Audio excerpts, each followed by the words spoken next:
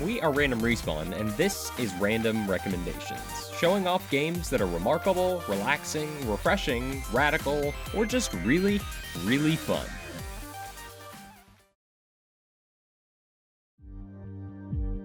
Hey everyone, Calebyte here.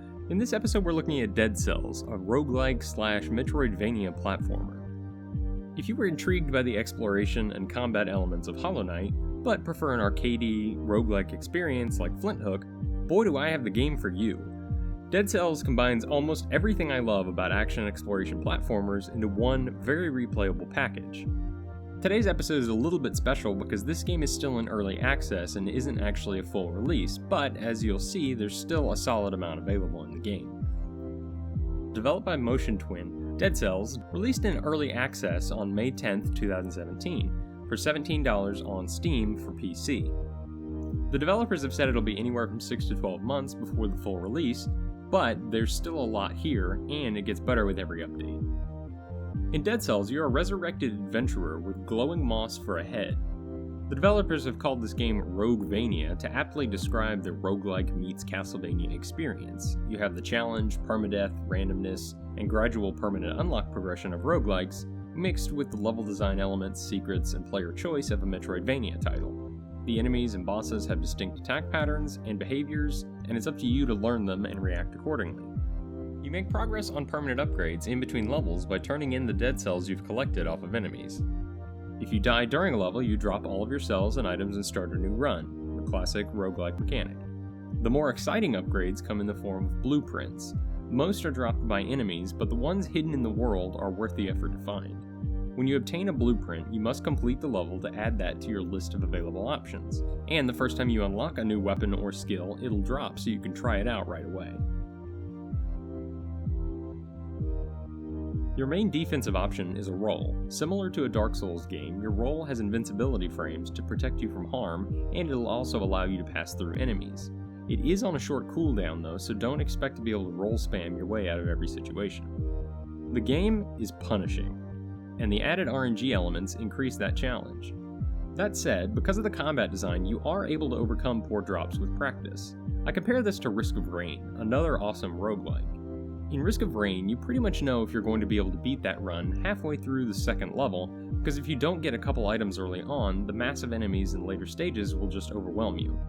Now don't get me wrong, good RNG in Dead Cells still really helps. Getting a bunch of health or strength upgrades early on can drastically improve your chances, but you don't need them to be able to beat it. Your player skill ultimately determines the success of your run, and most deaths are caused by mistakes. Gaining familiarity with all the weapons and skills will help you adapt to the RNG. One thing I love about this game is the potential build diversity. Every item has some use. I've seen posts about this or that weapon being useless, but they aren't. They just cater to a different style of play.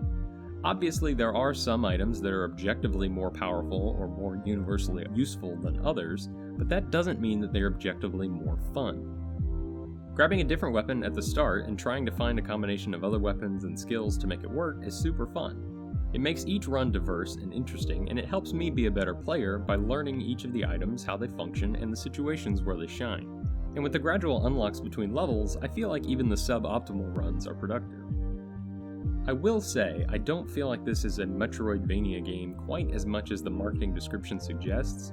It certainly feels Castlevania from a thematic and artistic standpoint, and there are some mechanics familiar to that genre, but other than a few design choices and backtracking within each individual level, that's about as far as it goes. So if you're looking for a pure exploration game, stick with Hollow Knight. As a single-player roguelike game, it contends with the very best of them, and it's certainly on my short list of favorites. I thoroughly enjoy every run, whether I'm trying to beat my previous time record, taking it slow to feel badass and powerful, or just seeing how far I can get with a silly setup. I can't emphasize enough how well the game controls, and how satisfying it feels landing critical hits on enemies. If you enjoy roguelikes and choose to support the game during its early access, you won't be disappointed.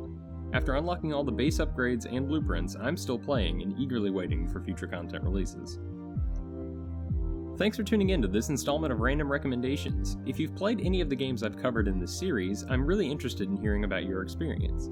If you'd like to make a suggestion for a future episode, leave a comment below, hit us up on Twitter @RandomRespawn, or come chat with me during a live stream. Whatever the method, I look forward to hearing from you.